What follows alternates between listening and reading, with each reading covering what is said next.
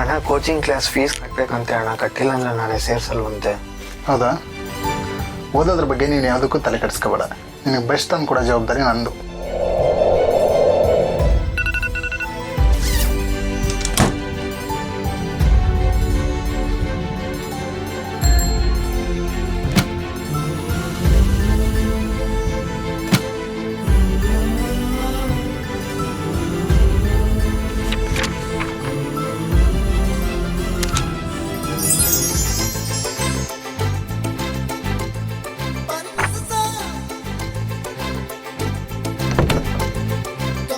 ಲಿಖಿತ್, ನಾನು ನಿನ್ಗೆ ಹೇಳಿದ್ದೆ ತಾನೇ ಸೆಕೆಂಡ್ PUC ಫೈನಲ್ ಎಕ್ಸಾಮ್ಗೆ ಬೆಸ್ಟ್ ತಂದು ಕೊಡ್ತೀನಿ ಅಂತ. ಇಲ್ಲೋಡು.